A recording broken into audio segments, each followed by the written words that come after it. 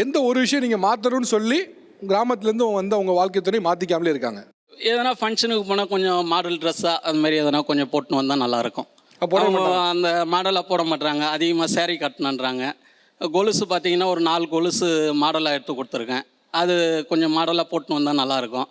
அவங்க வீட்டில் கொடுத்த கொலுசு தான் பிடிச்சிருக்குன்றது. ஏன் அதுக்குள்ளே வரவே மாட்டீங்க? அந்த மாடர்ன் ட்ரெஸ்ஸோ இல்லை மாடர்ன் வராமலாம் இல்ல அக்சசரிஸோ? சார். அவருக்கு ஏற்ற மாதிரியும் இருப்பேன், எனக்கு பிடிச்ச மாதிரியும் இருக்கணும்ல நான்.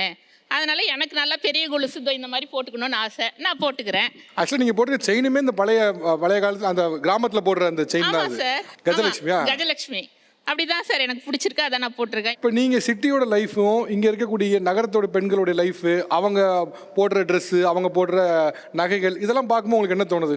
உங்களையும் அவங்களையும் கம்பேர் ஃபர்ஸ்ட் பண்ணலாம். கொஞ்சம் வித்தியாசமா இருந்தது. இப்போ நானுமே எல்லாமே யூஸ் பண்ண ஆரம்பிச்சிட்டேன். இப்போதைக்கு எனக்கு 24 வருஷம் ஆயிடுச்சு கல்யாணம் ஆயிட்டு. இப்போ நானுமே ஃபேன் ஷர்ட் போடுவேன், சுடிதார் போடுவேன், எல்லாமே போடுவேன். எனக்கு பிடிச்ச மாதிரி நான் இருந்துப்பேன். டோட்டலாக என்னோட இதுவை நான் விட்டுற முடியாது இல்லைங்களா? ஸோ எப்போ தேவையோ உங்களை மாதிரியும் பழைய அளவு மாறிப்பீங்க, மாறிப்பேன். சிட்டிக்கும் மாறிப்பீங்க. நான் கல்யாணம் ஆன புதுசுலாம் மாமா மாமான்னு கூப்பிடுவேன். கடந்த ஒரு 1 இயருக்கு முன்னாடி வரைக்கும் அப்படிதான். எங்கள் மாமனார்லாம் அப்போ உன்னை கூப்பிட்றாளா என்ன கூப்பிட்றாளா சில சமயம் மாமா அண்ணா என்னம்மா அவரும் கேட்பாரு, இவரும் அப்படின்னுவாரு.